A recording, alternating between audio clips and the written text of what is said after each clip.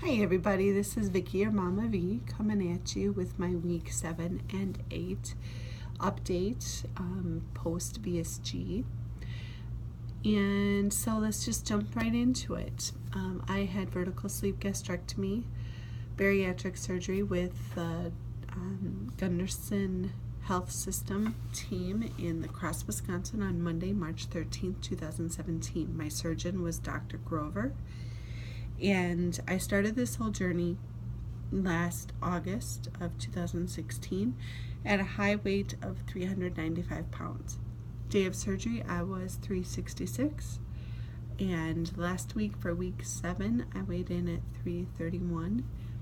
Yesterday, I had my 2-month post-op visit, and at the doctor's office, I weighed in at 326.5.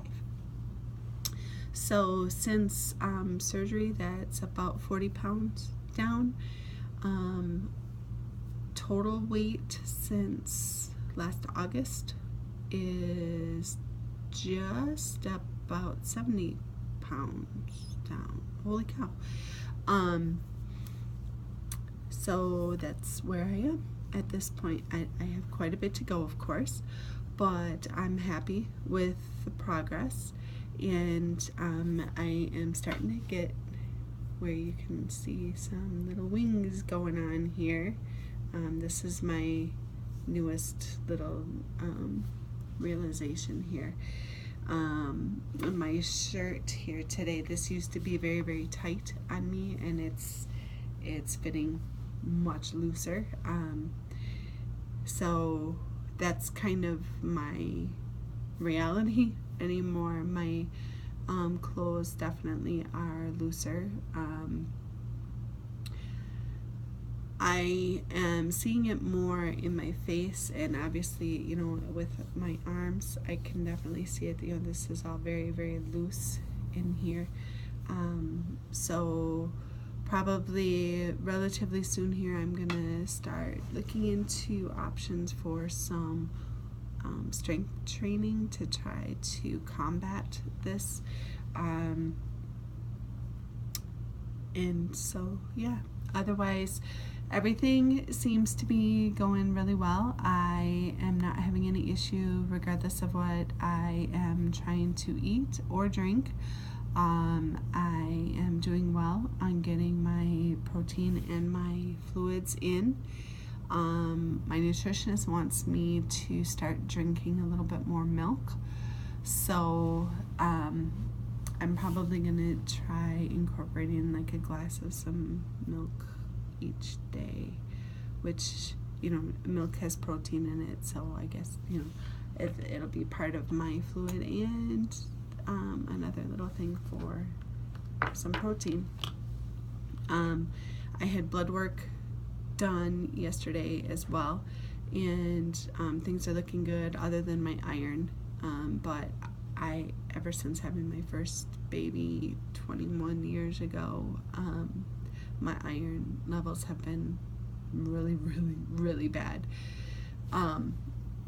So he wants me to start taking my gentle iron twice a day instead of just once a day,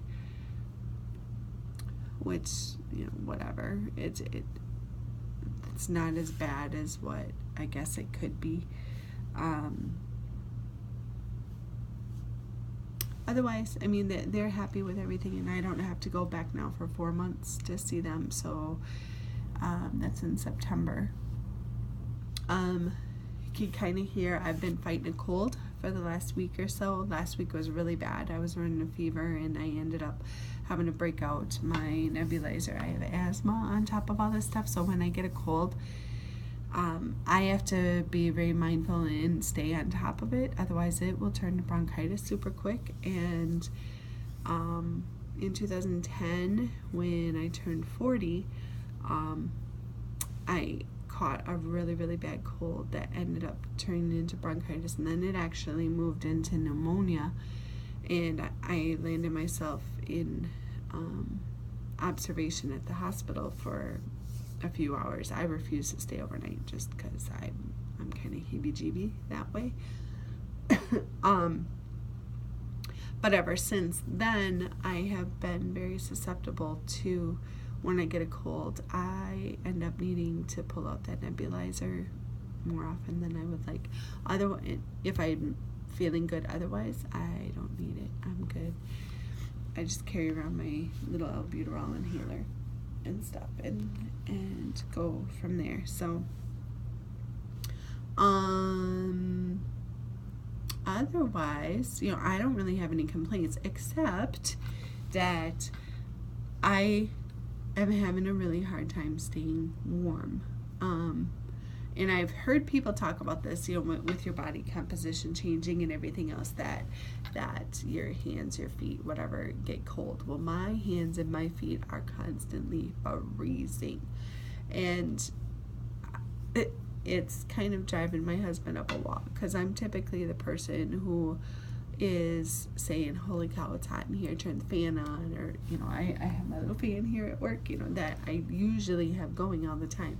But right now, the last couple weeks, 2 weeks especially, I have just been freezing. And I thought today I could be brave and not wear my sweater, and I am really, my hands are cold. Not to the point that my fingers are blue or anything. That has happened before in cold weather and stuff, but it definitely, I'm hoping that this is just a phase, and that my body will figure out how to regulate, and that I'm not going to have to sit here and be freezing all the time. There's not many things that get me irritable or make me really unhappy other than being cold. I hate being cold. I don't want to be cold. And we're getting to the time of the year that is my absolute favorite. I love the long days of summer. And this time frame right now, like it was 8:30 at night the other night, and we were outside being able to throw around football and stuff. And I love this time of year. I would be so happy if it could stay like this. I know once June 20th comes and that summer solstice hits, the days start getting shorter and shorter and shorter, and then pretty soon we're back in the dreariness of winter. Ooh. But it's okay. Living in Wisconsin, springtime is kind of a bipolar witch. You never know. Is it going to rain at the drop of a hat? The other day I was driving home and it was completely sunshiny outside. There's just little feathers of clouds and stuff. And I'm driving home, and all of a sudden there's like this cloud burst, and it rained for a good probably 5 miles. But there was no rain clouds. I was just dying laughing at myself as I'm driving. Like, this is ridiculous. Thank you, Wisconsin. And we always say around here, if you don't like the weather, just hang tight, because in the next half an hour it'll change again. And you can go from having the heat on full blast in the morning to needing the air conditioning on in the afternoon. It is what it is. It doesn't stay like that forever, thank goodness. But the spring and fall are insane seasons, because you never know. You could have all 4 seasons in one day. But anyway, yeah, things otherwise are going pretty well. My home life is finally starting to kind of calm down a little bit. The last few weeks have been crazy. My daughter graduated almost 3 weeks ago now. My son got confirmed this past weekend, and it was his birthday. This coming weekend is First Communion on Mother's Day and stuff. And then I should be able to kind of calm down. Now, work, on the other hand, whole buckets. This is kind of nuts. And I was supposed to be trying to go on vacation to see my best friend, sorority sister from college next weekend. She's got some pretty big health issues going on. She just had brain surgery a few weeks ago, and I was going to go and take an extended weekend and stay with her, but we've got so much stuff going on, and I am a department of 1, so there and I'm in the marketing department, so I really need to be spearheading how things look and making sure that tools and resources and stuff are out there for everybody. So I've had to cancel and push back my vacation for a while, which really bites because I want to be able to go and help out my friend. I'm worried about her. I mean, she's a strong girl, and she's been through hell, but this is a big deal, what she's been through, and she's healing well so far, but I don't know, it's been a while since I've seen her, so hopefully within the next couple weeks things will kind of calm down and I can try to do that again. We'll see. But yeah, otherwise I don't really have anything super big to talk about other than just the whole being cold thing. So give me some hope, that this isn't a forever thing, that I'm not going to end up going through summer being the one bundled up in sweaters and everything else, because that's not any fun for summer. And otherwise, I just hope that everybody's doing really well. If this is the first time that you've come to check me out, thanks so much for stopping by. Hit subscribe down below and you can come on this crazy journey that is my life. And if you've come back, I say it in all my videos, but honest to God, I mean it from the very, very bottom of my heart. Thank you for your never-ending encouragement, love, and support that's out here. This is a unique community, and our journeys are all very, very personal, and my journey is not going to be the same as your journey. My issues are not going to be the same as your issues, but I guarantee you that there is somebody else out there that can go, I've been there, I know exactly what you're going through, and maybe I don't have any advice, but here's a shoulder you can cry on. And that's probably the best thing, because if you haven't been in it and you aren't going through it, you don't necessarily get it. And it's really easy for people to put off when you hear about people going through the surgery or considering the surgery. Oh, it's so easy. Pfft, please, this is not easy. This is an extreme mind screw, and it takes major work.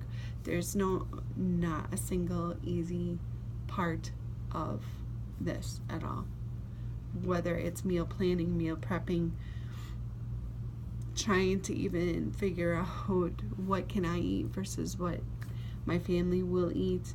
My family is extremely supportive, which I'm very thankful for, but they don't have to be, and I know that there are people that struggle with that too. So I guess I'm just gonna say, if you are struggling with your support system, just keep your head up and you do what you have to do to get healthy.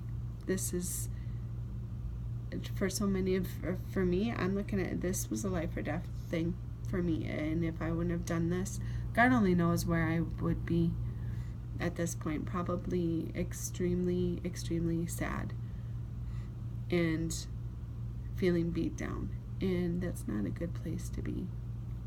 I am in a much healthier headspace and health space, and it's only going to keep getting better from here.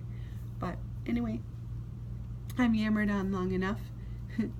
Thanks, y'all, and I'll check in again relatively quick. Happy Mother's Day to all the mothers out there, and the people who are stepping in for the moms who either can't or won't do their jobs. Talk to y'all later. Bye.